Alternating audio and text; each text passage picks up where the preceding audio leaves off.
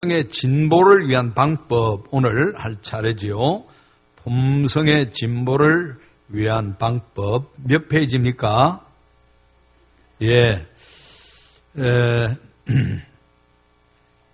구원 이후에 하나님이 자기 백성들에게 가지는 가장 중차대한 관심이 무엇일까? 바로 이 품성입니다. 하나님의 자녀다운 품성, 하나님의 백성다운 품성을 가지는 것, 하나님이 원하시는 것이 바로 이것입니다. 우리가 진정으로 우리 품성의 진보와 변화와 그리고 열매 맺도록 해야 되는 것입니다. 하나님은 이것을 위해서 우리를 계속 이렇게 간섭하십니다. 여러분, 구원받으면 끝인 줄로 아는데 구원은 어떤 면에서 하나님께서 순간적으로 우리를 구원시켜버립니다. 우리를 거듭나게 해버립니다. 그런데 더 오래가고 중요한 것은 이제 우리가 품성이 변화되는 것입니다. 우리 주 예수 그리스도가 원하시는 아름다운 그런 하나님의 백성다운 품성을 가지는 것인데 하나님은 이것을 위해서 계속 우리를 다루시는 그런 모습을 볼 수가 있습니다. 자, 품성의 진보를 위한 방법 A, 성경은 우리의 변화를 위해 주어졌다. 성경은 우리의 변화를 위해서 주어졌다. 성경이 예수 믿고 구원 얻게 하는 것뿐만 아니라 예수 믿은 이후의 그리스도인들의 변화를 위해서 주어졌다라고 하는 것을 우리가 잘 기억하셔야 됩니다. 모든 성경은 하나님의 감동으로 된 것으로 거기에 교훈이 있습니다. 교훈, 그리고 책망이 있습니다. 그리고 바르게 교정해 주는 것이 있고 그리고 의롭게 교육해 주시는 것이 있습니다. 그래서 성경을 통해서 우리가 변화를 잘 받으면은 하나님이 너무너무 기뻐하시고 이 성경으로 변화가 안 되면은 하나님이 다른 방법으로 우리를 다루시는 겁니다. 여러분, 고난이 있다, 역경이 있다, 낙심하지 마시기 바랍니다. 그게 하나님이 우리를 다루시는 손길인 줄 아셔야 되는 것입니다. 절대로 하나님은 당신의 백성들을 아무렇게나 방치하지 아니하십니다. 그래서 가장 지혜로운 사람은 성경을 통해서 하나님의 말씀을 읽고 하나님의 말씀을 듣고 또 하나님의 말씀을 배우고 그리고 우리가 변화되는 것입니다. 여러분, 교훈 주시는 것, 하나님이 우리에게 교훈 주실 때 그 교훈을 잘 받고 그 다음에 책망, 우리가 늘 이 말씀 생각하죠. 하나님이 오늘도 우리에게 교훈 주신 말씀이 있습니다. 그리고 책망도 하신 것이 있을 줄로 압니다. 그리고 바르게 교정시켜 주신 것도 있습니다. 그리고 의롭게 교육하시는 부분도 있습니다. 거기에 17절에 보면은 이는 하나님의 사람으로 뭐하게 하며 온전하게 하며 할렐루야. 왜 하나님께서 교훈 책망 바르게 하고 의로 교육하는 거 아니? 하나님의 사람으로 온전하게 되기 위해서 하나님의 사람으로 온전하게, 하나님의 관심은 여기에 있는 것입니다. 구원 이후에 하나님의 자녀들에 대한 관심, 그리고 또 모든 선한 일을 행할 능력을 갖추게 하려 함이라. 여러분, 이제는 하나님의 백성들이 선한 일을 해야 됩니다. 선한 일, 빛과 소금의 사명을 감당해야 되는데 이 일을 행할 수 있는 능력을 갖추기 위해서 우리가 이제 변화를 받아야 되는 것입니다. 우리 오늘 읽은 본문 말씀 에베소서 4장 우리 한 번 더 보십시다. 4장 12절 이는 성도를 뭐하게 하며 온전하게 하여 봉사일을 하게 하며. 여러분, 온전하게 되는 것이 먼저입니까? 봉사가 먼저입니까? 여러분 이거 잘 기억하셔야 됩니다. 잘 기억하셔야 됩니다. 내가 봉사 많이 했다고 끝나는 것이 아니고 하나님의 관심은 당신의 자녀가 당신의 자녀다운 모습입니다. 이 자녀다운 모습을 통해서 온전하게 되어지고 그 다음에 봉사 일을 하는 것입니다. 그 다음에 뭡니까? 그렇게 할 때 그리스도의 몸을 어떻게 한다고요? 몸을 세우는 것입니다. 할렐루야. 예? 여러분, 우리가 어떻게 주님의 몸을 세웁니까? 그냥 봉사한다고 주님의 몸을 세우는 거 아닙니다. 오히려 주님의 몸된 교회를 무너뜨리는 경우들이 많이 있습니다. 그것보다도 뭐 더 우선해야 될 얘기 무엇입니까? 온전하게 되는 겁니다. 하나님의 백성으로 변화되고 성숙해지는 것입니다. 13절에 우리가 다 하나님의 아들을 믿는 것과 아는 일에 하나가 되어 어떤 사람을 이룬다고요? 온전한 사람을 이루어 그리스도의 장성한 분량이 충만한 데까지 이르리니 온전해서 자라가는 것, 온전해서 그리스도의 장성한 분량이 충만한 데까지 자라가는 것, 그것이 우리 하나님의 관심입니다. 여러분, 우리가 세상적으로 많은 업적을 남기고 실적을 남기고 이것은 나중에 아무것도 아닙니다. 우리가 정말로 봉사 많이 했다 할지라도 하나님 앞에서는 그것이 관심이 안 되는 겁니다. 뭐가 관심입니까? 하나님의 백성답게 변화되고 온전하게 되는 것입니다. 성경을 통해서 하나님은 우리를 변화시키는데 온전하게 하고 그 다음에 선한 일을 행할 능력을 갖추게 하는 것입니다. 이게 우선되어야 되는 것입니다. 품성이. 여러분 늘 이걸 기억하면서 내가 주님의 성품에 참여하는 자가 되도록 날마다 성장과 변화와 성숙에 관심을 둬야 됩니다. 영적 지도자는 우리의 변화를 위해 주어졌다. 영적 지도자, 우리 변화를 위해서 주어졌다. 그래서 어떤 분들은 우리 성경을 보면서 성경의 이 역사를 보면은 지도자가, 영적 지도자가 없는 때가 있었죠. 영적 지도자가 없는 때는 재앙의 때라고 이야기합니다. 재앙의 때. 우리 이제 오는 수요일부터 사사기를 살펴볼 것인데, 여러분 영적 지도자가 없을 때 어떻게 했습니까? 자기 소견에 옳은 대로입니다. 그냥 자기 생각대로 큰 소리 치는 사람이 이기는 그런 세상이 되는데 그거는 재앙이라는 이야기입니다. 그리고 영적 지도자가 이 타락할 때 이것은 그 한 사람만의 문제가 아니고 공동체에 대한 하나님의 징계입니다. 하나님의 징계라고. 여러분 영적 지도자가 타락하게 될 때 그놈 그거 못됐네. 그게 아니고 여러분 그 공동체를 향한 하나님의 징계라고 생각할 때 우리가 다 이 성숙 변화의 힘을 써야 되는 그런 것을 우리가 알아야 됩니다. 우리 아까 읽었던 말씀대로 어떤 사람은 사도, 선지자, 복음 전하자, 목사, 교사 삼았는데 왜 이 직분자를 주셨는가? 왜 사도, 왜 선지자, 왜 복음 전하자, 목사, 교사 주셨는가? 성도를 온전케 하기 위해서, 그래서 그 다음에 봉사하고 그 다음에 몸을 세우기 위해서라 그랬습니다. 주님의 몸을 세우기 위해서. 주님이 원하시는 것은 이제 이 땅에 주님의 몸을 든든히 세우는 것입니다.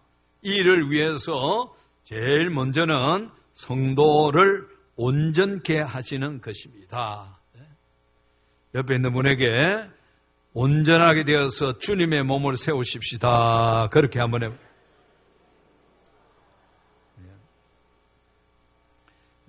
중요한 원리죠. 그 다음에 C번, 하나님의 영은 우리 변화를 위해서 주어졌다. 하나님의 영, 하나님의 영은 성령입니다.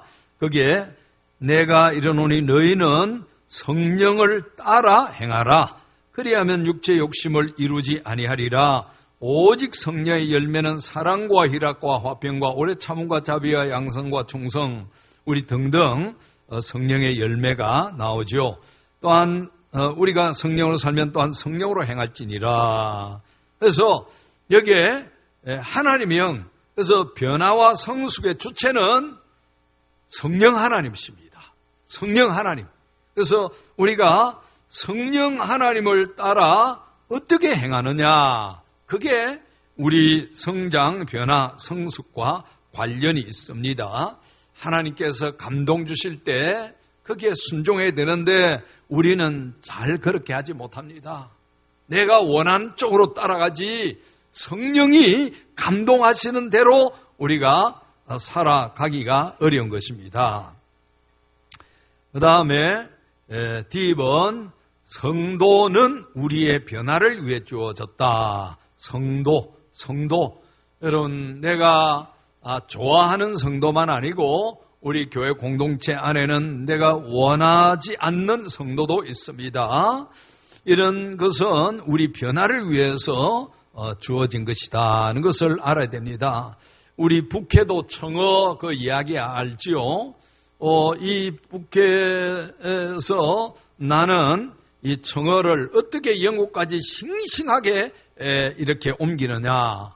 어떤 사람은 그 청어를 싱싱하게 가져와서 영국에다 파는데 고가로 이렇게 팔리고 있는 것입니다. 그런데 나머지 사람들은 다 죽은 그 얼음에 냉동해서 그냥 이렇게 가져오는 것입니다. 그런데 그 싱싱한 것을 어떻게 가져오는고 해서 보니까 그 안에다가 메기를 한 마리 넣어 놓는답니다. 그러면은 메기가 다니면서 막 잡아먹으려고 하는데 이 청어들은 안 잡혀 먹기 위해서 도망 다니는 중에 이게 안 죽고 살아있다는 것입니다. 여러분, 사탄이 있을 때 우리가 매우 조심하면서 경계하면서 그러나 우리가 담대함으로 대하면 좋습니다. 이 세상이 악할 때 이 세상이 악하다 원망하고만 있으면 안 되는 것입니다. 그 가운데서 담대하게 나아가야 되는 것입니다. 우리를 괴롭히는 세상이 있다 할지라도 왜 세상이 이 모양인가 그렇게 하지 말고 하나님께서 나를 다루시기 위해서 이런 것을 두셨는구나. 나를 다루기 위해서. 그래서 오늘 거기에 히브리서 10장 24절 우리가 늘 상고하는 대로 서로 돌아보아 사랑과 선행을 격려하라고 그랬습니다. 서로 돌아봐. 그리고 안 보면은 꼴 안 보면은 좋지요. 그래서 모이기를 피하는데 이것이 말세 징조라 그랬습니다. 그런데 그렇게 하지 말고 모이기를 힘써라 그랬습니다. 모이기를 힘써라. 성도를 우리에게 허락하신 것은 우리 변화를 위해서다. 여러분, 구역이 내가 원하는 몇 사람만 딱 있으면 좋을 것 같아도 같이 썩고 같이 병들어 갈 수가 있습니다. 우리 인간은 어쩔 수가 없습니다. 여러분 보세요. 부모, 자식 간에도 100% 마음에 안 듭니다. 형제 간도 그렇습니다. 부부 간도 그렇습니다. 그런데 남들이 완벽하게 내 마음에 맞도록 한다라고 하는 것은 어려운 것입니다. 그래서 고난과 역경이 있을 때 성령이 나를 다루신다. 하나님 나를 빚으신다. 남 탓하면은 그 사람은 소망이 없습니다. 남 탓하면은 하나님이 나를 다루시는구나. 하나님이 원하시고 관심 가지신 것은 나의 변화와 성숙입니다. 나의 변화와 성숙. 그 다음에 2번, 복종은 우리의 변화를 위해 주어졌다. 복종, 인내를 온전히 이루라. 이는 너희로 온전하고 구비하여 조금도 부족함이 없게 하려 함이라. 나의 의인은 믿음으로 말미암아 살리라. 또한 뒤로 물러가면 내 마음이 그를 기뻐하지 아니하리라. 복종. 변화와 영적 성숙의 주체는 누구라고 했습니까? 성령이라 그랬죠. 그 앞에서 우리가 할 일이 무엇입니까? 복종입니다. 복종. 성화의 주체는 성령님이십니다. 우리 옆에 있는 분에게 성화의 주체는 성령님이십니다. 한번 해보죠. 우리 할 일은 복종하는 것입니다. 네. 여러분, 우리 신앙생활할 때 소망이 있는 분들, 지혜로운 분들을 보면은 어떤 경우에도 원망하거나 불평하거나 남 탓하지 아니합니다. 자신을 돌아보면서 그렇게 하나님 앞에, 성령 앞에 복종하는 것입니다. 복종하는 거, 성령 앞에 복종할 때 하나님이 우리를 기뻐하시는 것입니다. 하나님의 백성들이 이제 하나님의 관심이 무엇이냐? 우리는 구원받았으면은 이제 우리는 천국이 확보됐다라고 생각하고 아무렇게나 살려고 하는데 하나님 절대로 그렇지 아니하십니다. 우리를 다듬으신다, 빚으신다라고 하는 것을 우리 계속적으로 기억하고 있어야 됩니다. 그걸 기억하지 못하면은 나중에 내가 어려움에 처하는 그런 경우가 생긴다는 것. 결론,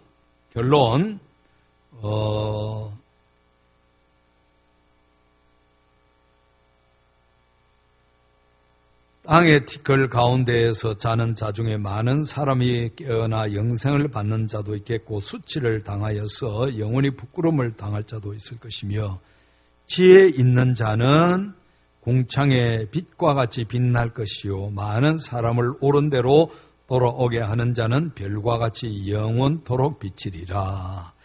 여러분, 우리가 지혜로운 하나님의 백성이 되어서서 베드로후서 1장에 있는 말씀대로 그리스도인은 하나님의 성품에 참여하는 자이기 때문에 그 성품을 본받아가는 이런 지혜가 있어야 되는 것입니다.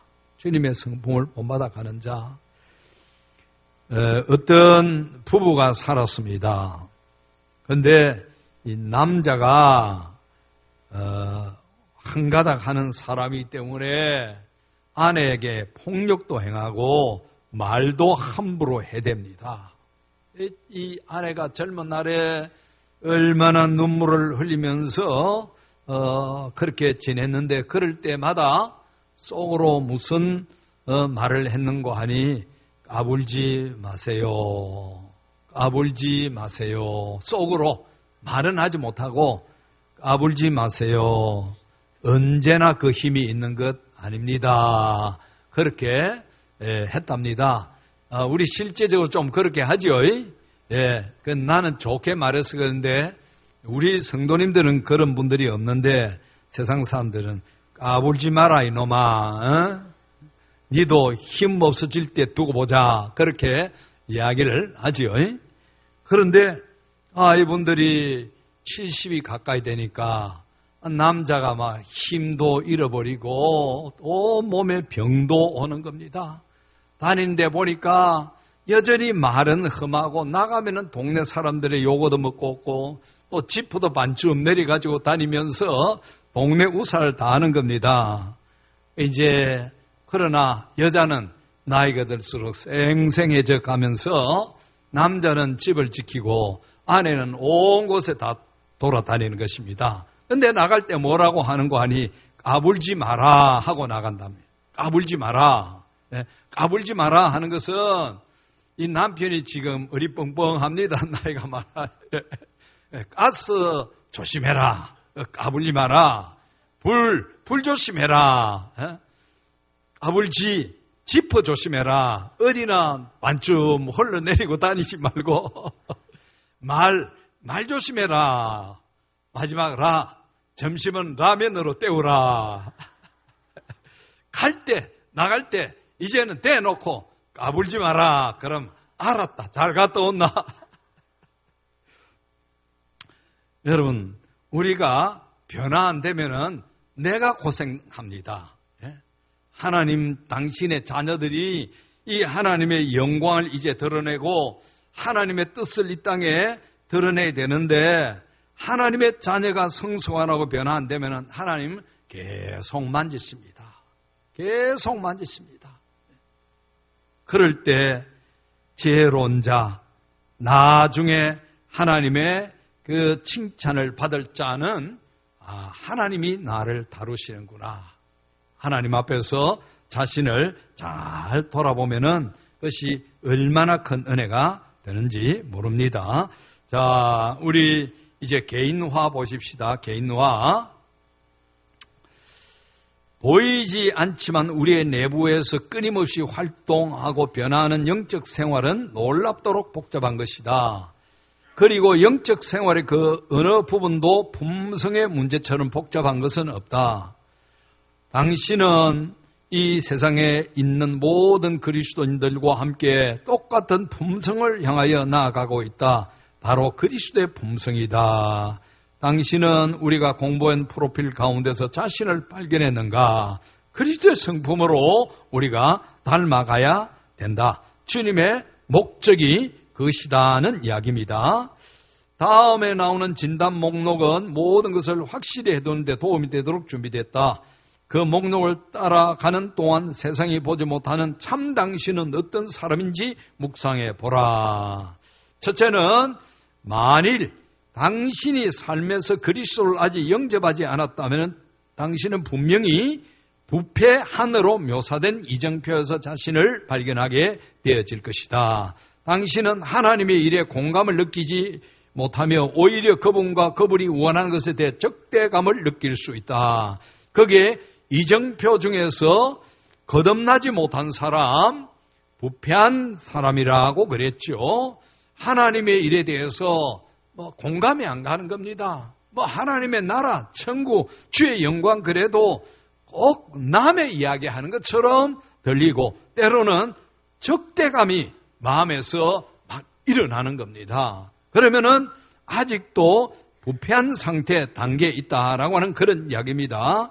나는 어느 단계에 있는가 한번 진단해 보라는 이야기입니다. 두 번째, 어쩌면 당신은 신자이며 그분께 당신의 충성을 약속했다고 할 수 있다. 그러나 당신은 참으로 당신의 품성이 그 이전과 비교해서 매우 다르다고 말할 수 없다. 그렇다면은 우리는 당신의 품성을 뭐라고요? 육적인 것이라고 부르겠다. 그러한 풍성은 영적인 법칙이 아니라 자연적인 본성을 쫓아 움직인다. 여전히 세상적이다. 여기에 이제 거듭났고 하나님 앞에 충성했다고 하지만은 변화가 없는 주님의 품성을 닮아가지 못하는 그런 사람은 육적인 사람이라고 그랬죠. 육적인 사람은 어린 신자라 그런 이야기입니다. 신앙생활 아무리 오래 하고 모든 지식을 구비했다 할지라도 그 사람은 영적으로 어린아이라 그런 이야기입니다. 세상적이라 그런 이야기입니다. 나는 어디에 속해 있는가 한번 진단해 보자는 이야기입니다. 세 번째로 어쩌면 당신은 연단이 일어나고 있는 매우 과도기적이고 중요하며 전략적인 이정표에 도달했을 수도 있다. 불순종하기 쉬운 아이들처럼 당신은 계속해서 아버지에게 처음에는 단순한 책망을, 그 다음에는 삶의 불만스러움으로 인한 연단을, 그리고 힘들면 고통스러운 징계로 인한 매질을 통해 정정을 받고 있다. 실망하지 마라. 왜냐하면 연단은 모든 그리스도인에게 예외 없이 일어나는 일이기 때문이다. 그러나 우리는 어떤 때라도 하나님에 대한 순종을 통해 가장 괴로운 연단을 끝낼 수 있다. 여기에 보니까 단순한 책망도 받고 또 연단도 받고 징계받고 매질당하지만은 낙심하지 말아라. 지금 뭐 하고 있다고요? 정정을 받고 있다 그랬습니다. 교정을 받고 있는 것입니다. 의로 교육하고 바르도록 하나님이 교정을 해 주시는 것입니다. 우리 교정을 받는 동안에 하나님은 우리 뒤에서 늘 함께 하시는 것입니다. 우리가 잘 부르는 찬송, 나의 등 뒤에서 나를 도우시는 주.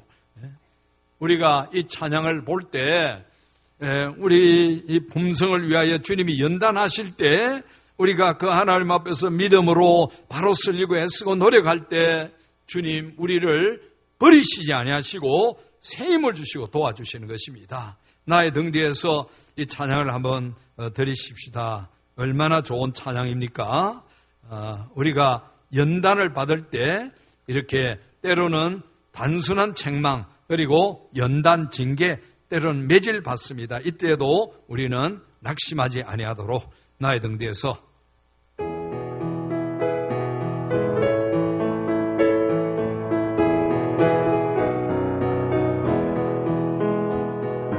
나의 등 뒤에서 나를 도우시는 주 나의 인생 길에서 지치고 고나여 매일처럼 주저앉고 싶을 때 나를 밀어주시네. 일어나 걸어라 내가 새 힘을 주리니 일어나 너 걸어라 내 너를 도우리. 아멘. 어떤 배가 항해하다가 좌초가 됐습니다. 무인도 조그마한 섬에 좌초가 됐는데 살아난 사람은 한 사람밖에 없었습니다. 나중에 깨어보니까 자기가 무인도에 지금 좌초됐고 살아있는 사람 자기 혼자뿐이라는 것을 알고 그 섬에서 이제 불을 지핍니다. 이제 돌과 나무를 가져다가 몇 시간 동안 공을 들여서 불을 지피고 그 불씨를 살려놓고 그리고 주변에서 나무 잎들을 이렇게 모아서 나무와 잎들을 모아서 이렇게 이 집을 오두막을 하나 이렇게 만들었습니다. 그래서 그렇게 이제 몇 날을 지내는 동안에 이제 밖에 먹을 걸 채취하러 갔는데 가만히 보니까 그 무인도 안에서 막 불이 나고 연기가 활활 타오르는 걸 보았습니다. 가만히 보니까 자기 오두막집이었습니다. 급하게 달려와 보니까 그 살려뒀는 그 불씨 때문에 그 오두막집이 몽땅 다 타버린 겁니다. 앉아서 대성통곡을 하고 내가 참 왜 이렇게 됐나 나름대로 그 섬에서 기도도 많이 했습니다. 하나님 살려달라고 그랬는데 왜 이런 일이 왔는가 하면서 낙심천만이 되어 있었습니다. 그런데 한 시간쯤 배가 뭉 하면서 한 척이 들어오는 겁니다. 그 배에서 사람들이 내려가지고 이 사람을 구조를 하는데 당신들이 내가 여기 있는 줄 어떻게 알고 왔느냐? 당신이 불 피우지 않았느냐? 우리는 그 불과 연기 보고 구조하러 여기 왔다라고 그렇게 이야기를 한 것입니다. 여러분, 우리가 하나님 앞에 기도할 때도 때로는 어려운 일이 일어나기도 합니다. 그러나 그것만 보지 말고 그 다음을 또 보아야 되는 것입니다. 하나님이 어떻게 역사하시는가? 예? 여러분, 기도도 했지만은 불이 났을 때 얼마나 낙심이 됐겠습니까? 그런데 그 불난 것을 인하여 생명이 구원 얻는 이런 은혜가 있었습니다. 그래서 우리가 주님의 품성을 안 닮아가면은 하나님은 절대로 가만두시지 않는다 그랬죠. 우리 지금 복음주의가 그냥 예수 믿고 구원 얻으면 끝이다 그렇게 생각하는데 구원은 하나님이 끝내셨습니다. 그 다음에 하나님이 다루시는 것은 우리가 주님의 품성을 갖추도록 그래야 주님의 일을 하고 교회를 세우고 세상의 빛과 소금의 사명을 감당하는 것입니다. 우리가 이 품성에 굉장히 관심을 많이 가져야 됩니다. 내가 주님 앞에서 자라가도록. 그 다음에 4번 보십시다. 품성에서 가장 큰 성장 목표는 네 번째 이정표에서 잘 표현되고 있는데 당신의 온전함으로 알려진 단계에 있다면은 하나님께서는 당신의 육체인 성품을 다루실 필요가 별로 없다. 이제 그분은 당신이 시련을 통해 계속적으로 성장하는 것을 보고 싶어 하신다. 야고보가 우리에게 말씀했듯이 이런 시련은 우리가 품성에 관련된 영역에서 아무 부족함이 없이 온전함에 이르도록 강건하게 해준다. 물론 죄가 없는 상태에 도달하는 것이 아니라 충분히 성숙한다는 것이다. 자, 여기 있는 대로 하나님은 이제 우리 육의 성품에서 제거되어야 될 부분들은 제거하고 주님의 성품을 닮아가면은 계속적으로 성장하기를 원하신다는 그런 말씀입니다. 성장. 여기에 시련은 훈련입니다. 훈련. 예, 훈련을 통해서 우리가 자라가는 것입니다. 다섯 번째, 마지막으로 당신은 그리스도의 형상을 본받는 위치에 다다르게 된다. 당신의 삶은 성령의 빛으로 충만하고 당신은 그리스도의 길에서 깊이 있게 성장하게 된다. 할렐루야. 주님의 형상을 본받도록. 그래서 맨 먼저 온전함이라 그랬죠. 온전함을 통해서 주님의 형상을 닮아가는 것입니다. 여러분, 옛날에는 그랬습니다. 저 사람은 성질은 개떡 같아도 저 사람 신앙생활 참 잘한다 그랬는데 어떻게 보면은 맞는 것 같지만은 주님 앞에서는 전혀 틀린 말입니다. 하나님은 돌멩이를 들었으라도 일하게 하시는 그런 하나님이십니다. 돌들을 들어서도 하나님의 영광의 도구로 쓰실 수 있는 그런 분이십니다. 근데 우리가 하나님 앞에서 다듬어지지 않고 쓰임 받았다 하면은 나중에 하나님이 버릴 우리가 많이 있습니다. 버린다고 해서 뭐 우리를 그리스도께서 끊어낸다는 것이 아니고 더 감당치 못할 그런 훈련까지 들어가게 한다는 그런 이야기입니다. 마지막으로 하나님께서는 우리 안에서 그분의 품성과 같은 품성을 만들어내신다. 우리 안에서 주님의 품성과 같은 품성을 만들어내시는 것입니다. 하나님의 품성은 사랑, 희락, 화평, 오래 참음, 자비, 양성, 중성, 온유, 절제. 이 성령의 열매입니다. 자, 그 다음 개인 적용 한번 보십시다. 개인 적용. 품성은 아무도 보는 사람이 없을 때 당신 모습입니다. 참, 이 우리를 괴롭게 하는 말이지요. 아무도 보는 사람이 없을 때 당신의 모습. 어떻습니까? 아무도 보는 사람이 없을 때 우리가 정말로 주님 앞에 서 있다고 한다면은 주님의 품성을 닮은 사람이고 하나님이 기뻐하시는 것입니다.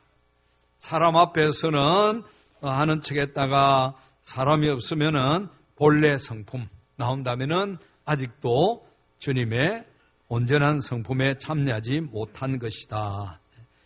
두 번째, 당신의 영적 생활을 시작한 이래 품성을 향해 어떤 속도로 성장해 왔다고 말하는 것이 가장 정확하겠는가? 한번 보십시다. 거기에 자기 동그라미를 한번 쳐봅니다. 5개 중에서 어느 부분에 해당되는지. A번은 성장이 전혀 없었고 때로 후퇴한 적 있었다. 성장 없고 후퇴만 있었다. 그런 이야기네요. B번 여기저기 조금 성장했으면 느리게 성장한다. C번 불규칙한 성장, 때로는 느리고 때로는 꾸준했다. D번 대부분 견실한 속도로 꾸준히 성장했다. E번 빠른 성장과 때로 두드러진 도약이 있었다. 나는 어느 단계쯤 있는가 한 표를 해보라는 이야기입니다. 여러분, 우리 구역장님들 구역에서 이런 부분들을 놓고 한번 나누어 보시기를 바랍니다. 우리가 뭐 자랑하고 폼 잡으면은 뭐 얼마나 하겠습니까? 구역에서 그냥 좀 내놓고 이야기해도 좋을 줄로 압니다. 그 다음에 넘어가서 3번 마태복음 11장 29절 동해 예수 그리스도에 대해 가장 탐복하는 두 가지 품성의 자질은 무엇인가? 당신이 예수 그리스도의 두 가지 품성을 담기 위해 시작할 구체적인 행동은 무엇인가? 여기에 마태복음 12장 29절에 예수님의 두 가지 품성이 무엇입니까? 나는 마음이 온유하고 겸손하니. 여러분 주님의 품성, 온유하고 겸손함을 받는 가운데에서 교회를 세우고 진정한 봉사의 일을 하고 주님이 기뻐하시는 그런 하나님의 자녀가 됩니다. 예수님이 그랬으니까 이 품성을 담도록 주님은 우리를 다루시는 것입니다. 우리 옆에 있는 분에게 예수님을 본받아 온유하고 겸손하겠습니다. 그래.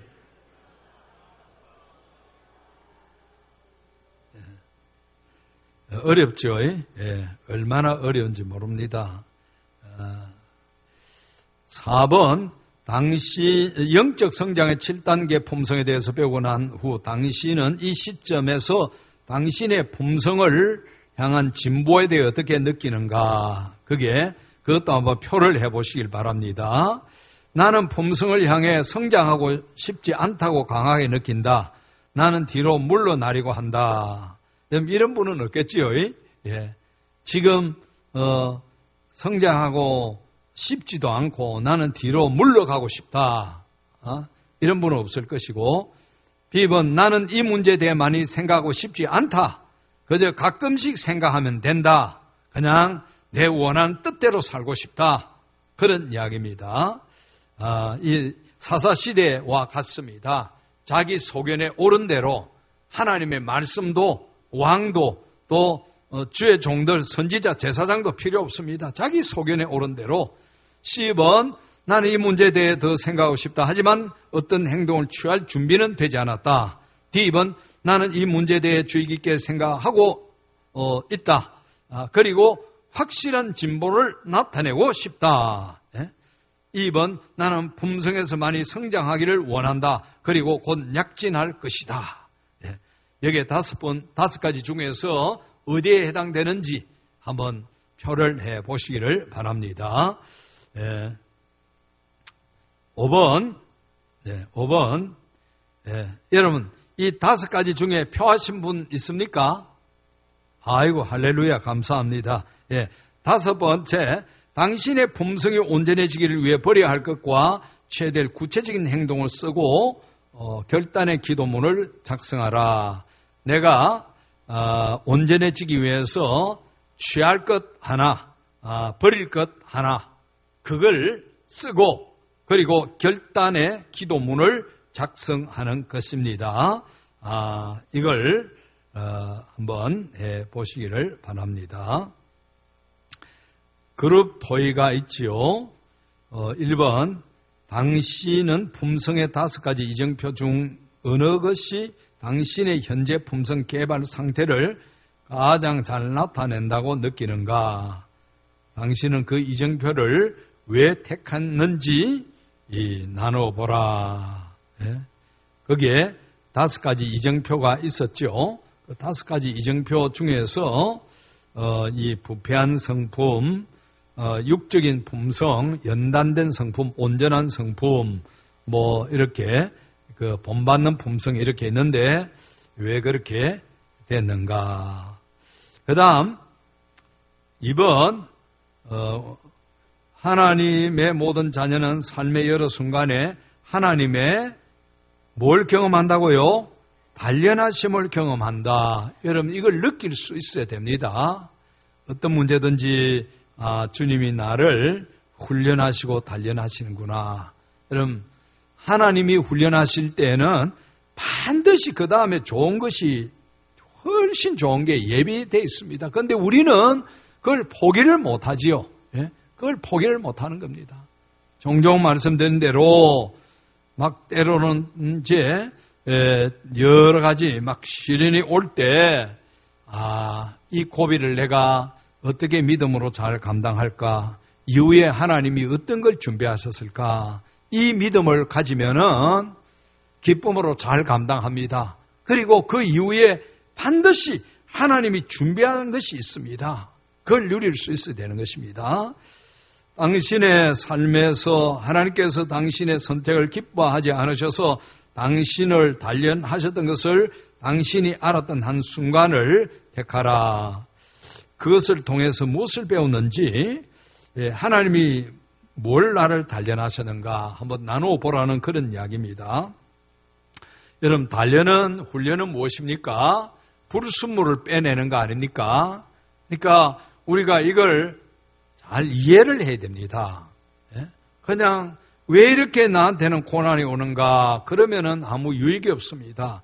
하나님이 내게 더 귀한 것을 주시고 더 귀한 은혜를 베푸시기 위해서 내 속에 있는 불순물을 빼내시는 과정이다.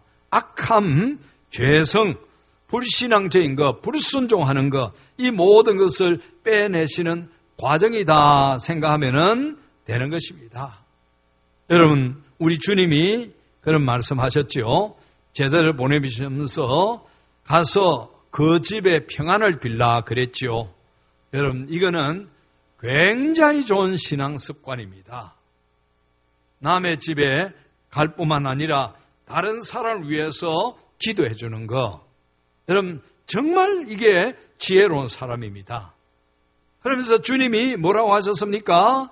그 평안을 받을 사람이 그 집에 있으면은, 받을 만한 사람이면은 그걸 받고 평안을 받고, 만약에 받지 아니하고 거절하면은 그것이 누구에게 돌아온다고요? 내게 돌아오는 겁니다. 내게 돌아오는 거. 이 원리를 잘 알면은 정말 귀한 신앙생활을 할 수 있습니다. 남을 위해서 축복해 주는 거, 남을 위해서 기도해 주는 거, 이게 그 가정이 믿음으로 준비돼서 받을 만하면은 그 가정이 받고, 안 받으면 어떻게 됩니까?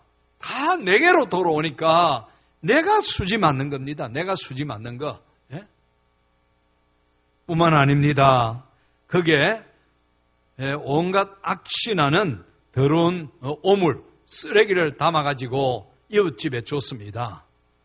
안 주면은 그게 눕게 됩니까? 내게 되는 겁니다.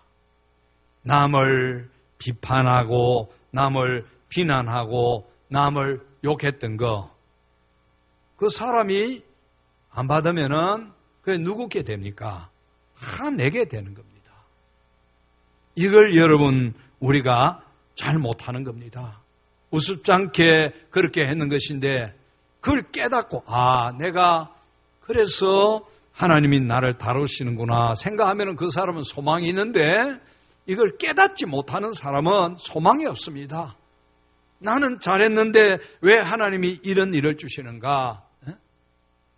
욥도 어려움을 당했으니까 나도 어려움 당한다. 그래 생각하고 있으면은 소망이 없습니다. 내 안에 불순물이 뭔가, 그걸 빼내야 되는 것입니다.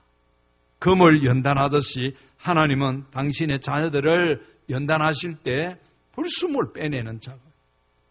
당신의 자녀들이 온전한 품성 가지고 이 땅에서 주의 영광을 위하여 주님의 교회와 나라를 세우는 이 일을 위하여 쓰임받도록 하기 위해서 하나님이 그렇게 하시는 것입니다.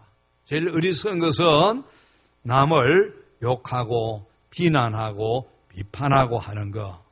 그럼 상대방 안 받으면은 고스란히 내 몫입니다. 예수님의 말씀 아닙니까? 예수님 말씀. 그러니까 지금 이거는 한 단편적인 예입니다만은 우리가 하나하나 이렇게 우리를 주님 앞에서 빚어가야 되는 것입니다. 성령이 우리를 빚으신 대로 우리가 그렇게 빚어 나가야 되는 것입니다. 3번 보십시다. 유혹과 시험은 매우 다르다. 유혹은 당신을 죄짓게 하지만 시험은 강하고 온전한 품성을 개발하게 한다. 그래서 야고보서 1장 2절에 내 형제들아 너희가 여러 가지 시험을 당하거든 온전히 어떻게 여기라? 기쁘게 여기라. 이는 너희 믿음이 실인이 인내를 만들어낸 줄 알미라. 우리 늘 말씀 같이 나눈 대로 이 시험, 우리 학생들도 시험 치는 것이 만만치 않습니다. 그렇지만은 그 시험을 통해서 성적이, 실력이 자꾸 향상되는 것입니다. 그 다음에 네 번째로 당신이 다음 단계로 나아가기 위해 극복해야 할 품성의 장애물이 무엇이고 이 장애물을 어떻게 극복해 나아갈 것인가. 내가 주님 본받아 가는데 장애물이 뭔가. 나는 이거는 못한다. 못하고 있는 부분이 뭔가. 어떤 사람들은 보니까 참 그거는 우리가 조심해야 되는데 꼴 보기 싫다 그런 말 하죠. 우리가 자주 할 수 있습니다. 그런데 한번 틀어지면 나는 그 사람 꼴 보기 싫다. 다시는 안 본다. 매우 하나님 앞에서는 위험한 생각입니다. 여러분, 우리 옆에 있는 분 꼴 보기 싫다 그러면 다 하나님의 자녀입니다. 꼴 보기 싫다 그 말하는 것이 아니고 우리 형제가 있는데 둘이가 서로 네 꼴 보기 싫다, 네 꼴 보기 싫다 그러면은 부모 입장은 어떻습니까? 굉장히 그 마음이 아픈 겁니다. 주님의 마음을 아프게 하는 것. 우리가 연약하고 모르고 범죄하고 하는 것 있지만은 그런 것은 정말 피하도록 애쓰고 노력해야 되는 것입니다. 그래서 여기에 우리가 이걸 극복하기 위해서 어떻게 해야 될 것인가 이런 것을 거기에다 한번 기록을 해보고 이제 노력을 해보아야 되는 것입니다. 고린도후서에 있는 대로 우리 그 사람은 낡아지지만 속 사람은 날로 새로워진다 그랬습니다. 너무너무 귀한 말씀입니다. 여러분, 우리 그 사람은 후패합니다. 낡아지고 늙어지고 그렇습니다. 저도 나이가 상술찮게 들었는데 나도 어릴 때 젖먹이 시절이 있었고 혈기방장한 청년의 때가 있었는데 점점 낡아집니다. 오래 썼으니까. 그러면서 속 사람은 날로 새로워져야 되는 것입니다. 이게 예수 믿는 기쁨입니다. 나이가 들수록 천국을 더 사모하고 그 천국을 향하여 하나님 안에서 위로받는 것. 그거 없으면은 인생 너무 허망하고 허무합니다. 여러분, 오래 산다고 얼마나 오래 살겠습니까? 우리가 앞으로 의술이 많이 발달해서 120세 산다 할지라도 120세 살아서 뭐 하겠습니까? 참, 우리 그 사람은 후패합니다. 낡아집니다. 70년, 80년 썼으면은 많이 썼지요. 속 사람은 날로 새로워져서 주님을 본받아 갈 때 천국에 가서 주님 만날 때 낯설지 않습니다. 그런데 준비가 안 돼서 천국 가면은 주님 보고도 당신 누구요? 이렇게 할 수도 있을 것입니다. 좀 우스운 이야기지만은 전혀 주님에 대해서 생각도 안 해보고 주님과 나와 닮은 부분이 없기 때문에 몰라보는 것입니다. 그 사람은 후패합니다. 속 사람은 새로워져야 됩니다. 주님이 원하시는 그런 우리 모두가 되기를 주의 이름으로 축원합니다. 하나님께로 더 가까이 갑니다. 이 찬양 한번 드리십시다.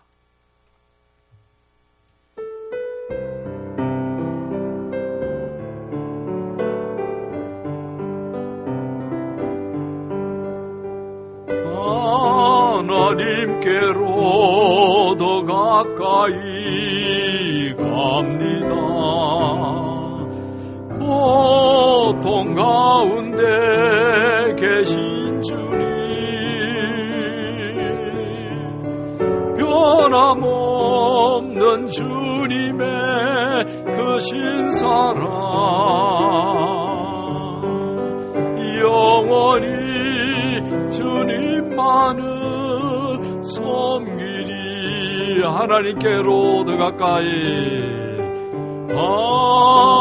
하나님께로 더 가까이 갑니다. 고통 가운데 계신 주님, 변함없는 주님의 크신 사랑,